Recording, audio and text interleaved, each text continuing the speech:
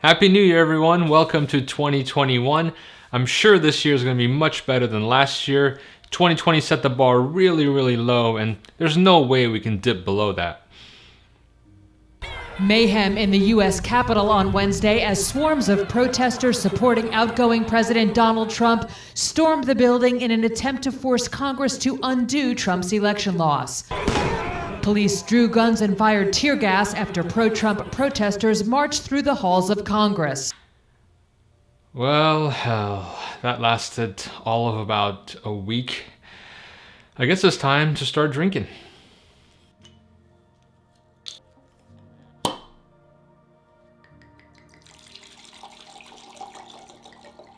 Cheers to the rest of 2021, which I hope will be better. Today I wanted to talk about some of the books I'm going to be reading this year. I got a few good ones over the holidays from friends and family for Christmas presents, and I picked up some recently myself, and I wanted to showcase those. I also want to talk about how you can choose a good wine. That's going to be another topic of discussion for today, and we'll also discuss how I came about this weirdly shaped bottle of wine, and how sometimes choosing at random may benefit you, as it is in this case, as this is a delicious wine. First on the list is Jade City by Fonda Lee. This is a book that I almost knocked over my wine. I don't know much about this book other than it takes place in China and there's some gangsters involved and magic, and that combination of things is already intriguing, so I'm really looking forward to this one. And if it's good, we'll do a video on it. As you know, I only do videos for books that I like on this channel, so if I'm talking about a book here and you don't see it in the upcoming year as part of a review, quote unquote, then it's probably because I didn't like it. Sorry. Book number 2 this year is The Wind-Up Bird Chronicles by Haruki Murakami. And if you follow the channel at all, you know that I'm a huge Murakami fan. And this is a book I started, I think, about 3-4 months ago.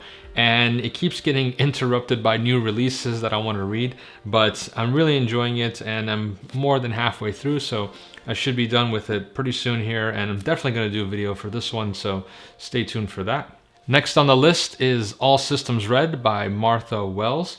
And this is a novella, very short book that I should be able to knock out here probably in a weekend. And this is a book that I've heard really good reviews on, and I'm hoping to dive into it. It is part of a series, the Murder Bot Diaries, which just sounds awesome, so why not? The Queens Gambit is the next one I'm going to be reading. Actually, I am already reading. I'm more than halfway through here, and I really liked the Netflix series. It was incredibly done. Netflix just did a phenomenal job, and Anya Taylor-Joy, what is her name? Yeah, Anya Taylor-Joy, the actress in here, did a superb job bringing Beth Harmon to life. Men are going to come along and want to teach you things. Doesn't make them any smarter. You just let them blow by, and you go on ahead and do just what and how you feel like. And the book just takes us right back into that world, and it's such a fun read, especially once you've seen the series. Another one of those book and series pairings where you should watch the series first and then read the books. And when I do the video for this, which I am doing for sure, we're going to be pairing it with a couple of drinks. And I'm going to be talking about something that you should do in between watching the series and checking out the book. So stay tuned for that and subscribe if you want to see that one. Next book I got for Christmas from family is Kurt Vonnegut's Slaughterhouse V. This is basically an American classic at this point. It is an anti-war book, but it also has sci-fi elements to it and time traveling. So it's going to be interesting at the very least, and I've never read Kurt Vonnegut, so this is going to be new for me. And again, if it's good, you should see a video for this. The next book, or I should say books, is this one right here, His Dark Materials by Philip Pullman. This is a trilogy: The Golden Compass, The Subtle Knife, and The Amber Spyglass. And I'm going to start this. I'm going to read at least the first book and see how it goes. If it's good, I'll continue on. And if you've read this before, then let me know down below if it's any good and if I should pursue it.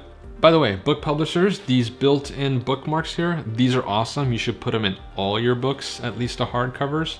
Love this thing. Last of the books that are currently on the list of things that I plan to read this year, there's going to be way more, I'm sure, as books come out and other things get introduced to me, is Mexican Gothic. This came out last year and it went on the New York Times bestseller list, and it's supposed to be a really, really good horror story. And I don't read enough horror and I plan on doing more. So we'll see how this is. And this cover art, look at this. How gorgeous is that cover art with the contrast of colors between the dress and the wallpaper? I love it.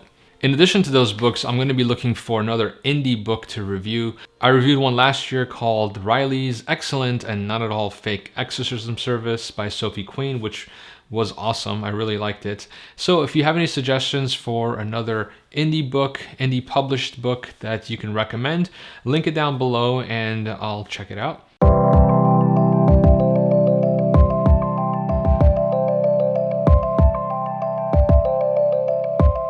Now, let's talk about how you can choose some good wines.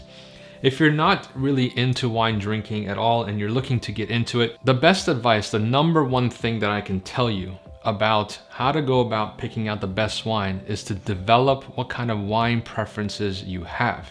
And the only way to do that is by tasting different wines. Wine tasting is a very personal experience and I can't tell you what you like, only you know that. And the only way you can find that out is by trying different wines. Taste, but also keep track of your likes and dislikes. If you go to a restaurant and someone pours you a glass of wine and you say, this is really, really tasty. Well, take note of that. Take a picture of it with your phone.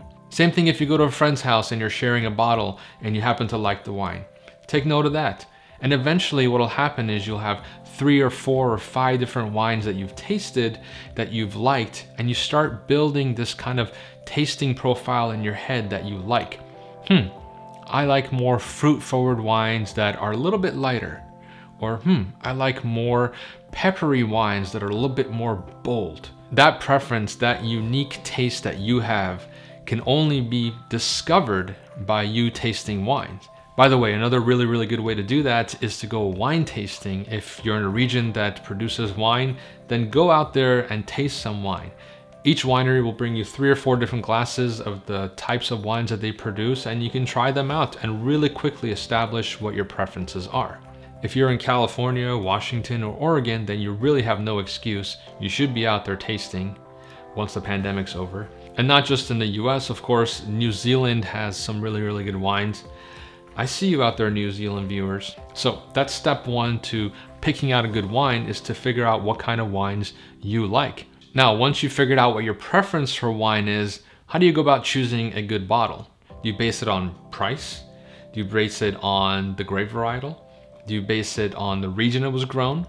Or maybe the occasion that you're taking wine to, or the meal that you're having? The answer is yes, all of those things. But it doesn't have to be that complicated. In general, here's some advice for picking out wines.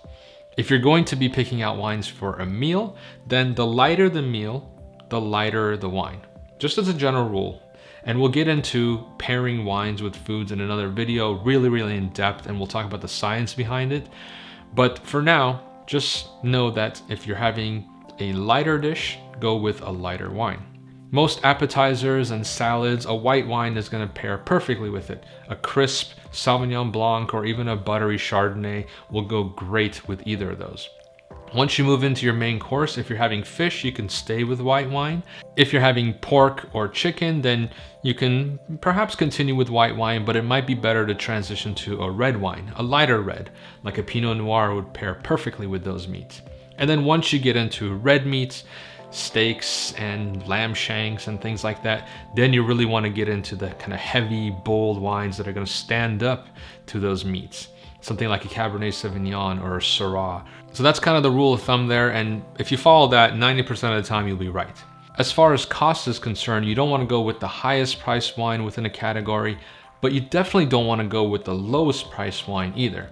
Maybe something in the middle would be good to start out with, unless you know specifically what you're looking for. And you're going to find that some grape varietals are just more expensive than others. White wines are generally cheaper, red wines are more expensive, and then within the red wine category, there's tiers as well. Just try to stay in the middle of each of those tiers and you'll be fine until you develop your preferences and get to know bottles better. When it comes to regionality, I prefer California wines and Oregon wines. I live on the West Coast and this is what I've been drinking, but the Old World wines are also great. They're just a little bit harder to access from here within the US, but if you live in those regions, then I recommend you try those wines first and then delve into the New World wines. Speaking of choosing wines, how did I end up with this Susu Maniello, I think is how you pronounce it. It's definitely an Italian wine. It's from Puglia, but I didn't choose this. You want to pick a wine? Which one? This one? Are you sure? Okay. Sometimes you have to let fate figure out what you're gonna drink, and this actually ended up being a really good wine. It's kind of medium bodied, not too tanniny. Really delicious wine. Oh man, I'm almost done. All right guys, thanks for joining me on this episode of The Wine Down. These are the books that I'm going to be starting on this year, and there's going to be more than this. There are some fantasy series that I'm in the middle of, including the Stormlight Archive that I need to finish up and catch up on. And of course, we'll be doing videos with these and other books and pairing them with drinks as well. So stay tuned to the channel, and I'll catch you guys in the next one. Cheers.